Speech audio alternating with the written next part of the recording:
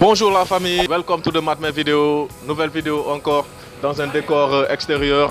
On est en été, il fait super chaud. Je suis là avec mon gars sur Pépé derrière la caméra Master P. Je vais vous faire une chronique sur Kiff No Beat, le groupe légendaire ivoirien. On y va tout de suite après le générique. On est ici posé tranquillement à une pizzeria, Allo Pizza. Oui, vous voyez, décontracté avec notre soda. Tranquille. Comme j'ai l'habitude de dire, c'est pas la télé ni la radio, c'est votre youtubeur, votre gars sur Matme Video. On est là pour parler dans un sens général du groupe Kiff No Beat. Si vous ne les connaissez pas, c'est un groupe de rap ivoirien constitué de 5 membres, dont Didi B, Jocher, LJ, Black K et Eloun. C'est mon gars. C'est pas genre un groupe homogène où chacun rappe de la même façon. Je peux prendre l'exemple de Migos. Eux, ils ont un style qui est propre à eux-mêmes. Ils se démarquent chacun de leur style. Didi B, il est plus dans des délires rap. Il a un flow. Eloun, il est plus dans le jargon ivoirien. Il parle nouchi dans ses textes. Il est plus dans le street. Black K, c'est un peu le Kanye West du groupe. Ou même le Travis Scott, le gars mystérieux. Jocher, le gars qui fait un peu le dancehall, reggae dancehall, reggaeton, tout ça. LJ, c'est le Drake du groupe, c'est le lover, quoi. C'est le mec qui fait les chants, qui prend les refrains la plupart du temps. Mais là n'est pas le sujet. On va plus s'intéresser à comment Kiff No Beat est arrivé d'un point A à un point Z, je peux dire. Parce que leur carrière, ça n'a pas été du tout évident. D'abord, quand ils ont commencé, c'était un groupe constitué de 2 séparés et après ils ont fusionné pour former le groupe Kiff No Beat. Et on a vu qu'ils ont gagné un concours lors de les interviews, ils ont l'habitude de le dire, qui s'appelle Fire Flow, je crois. C'est une compétition au bled. En Côte d'Ivoire, c'est comme au Sénégal. Ici, il y a le Flow Up, un concours où tu gagnes et tu gagnes une cagnotte après. Donc, après avoir gagné leur cagnotte, au lieu, par exemple, d'éclater l'argent et tout ça, ils ont eu un esprit d'entertainment. Ils ont bien réfléchi. Ils ont dit pourquoi pas prendre cet argent et financer dans un studio et sortir un produit. Et là, ils ont contacté Shadow Chris Beat, dont ils ont donné cette somme d'argent et un téléphone portable. Vous imaginez déjà l'engagement qu'ils avaient pour se lancer dans cette aventure. Ils voulaient vivre de leur passion et tenter un album.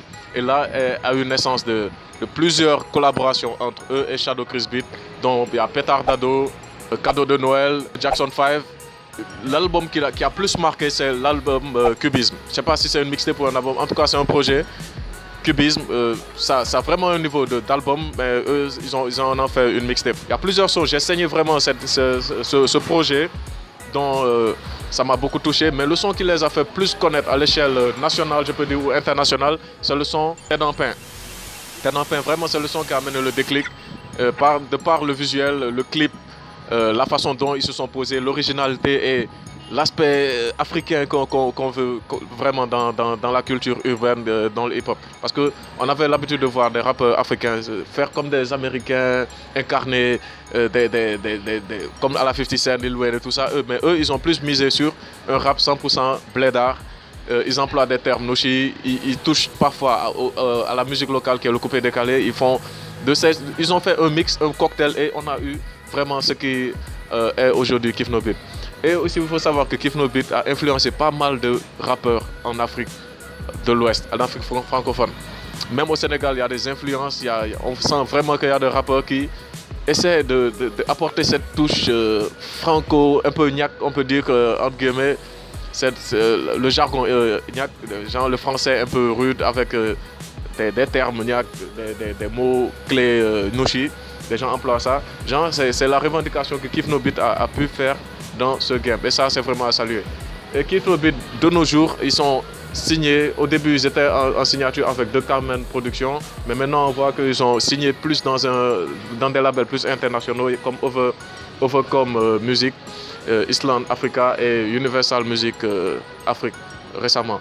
Donc, leur dernier produit, la mixtape Made in Bled, avec pas mal de collaborations avec, on a vu Caris, on a vu Dadju, on a vu vraiment des grands noms du hip-hop français, parce que maintenant ils essaient d'exporter leur musique.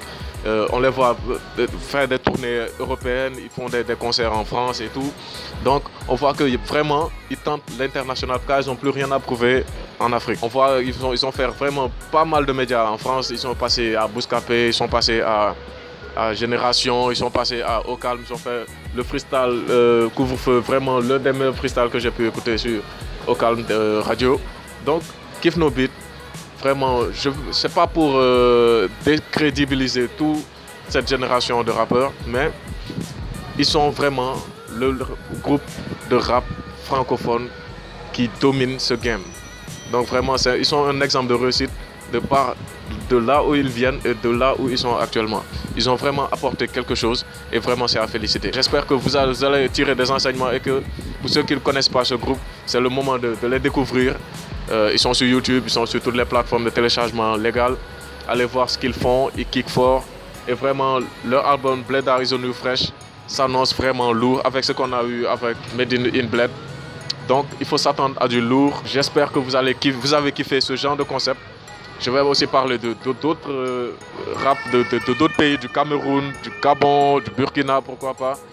Et la base de ma chaîne, au début, comme vous le savez, je fais des vidéos sur des critiques, des analyses ou des premières écoutes, des reviews et tout ça sur la culture urbaine, en particulier le rap sénégalais. Mais maintenant, j'essaie de voir un peu à l'international. Mais avant l'international, j'aimerais bien parler du rap de l'Afrique de l'Ouest et de l'Afrique en général. J'espère que vous avez kiffé ce genre de concept encore une fois. N'hésitez pas surtout pour soutenir cette vidéo à lâcher le max de pouces bleus, un gros pouce bleu, partager, commenter. C'est ça, ça permet de nous référencer sur YouTube et c'est grâce à vous qu'on continue à avancer. Pour ceux qui ne sont pas encore abonnés, abonnez-vous, activez la cloche pour recevoir les notifications. Vous voyez, j'ai parlé, je me désaltère un peu. On est là à Allo Pizza, encore une fois, c'est où encore? En face de BEM Sacré-Cœur, vous venez, il y a de la pizza, il y a de la bouffe, il y a de la boisson, c'est chill, c'est tranquille, vous voyez. Donc l'essentiel a été dit, donc je vous kiffe, à la prochaine, Gili Gili.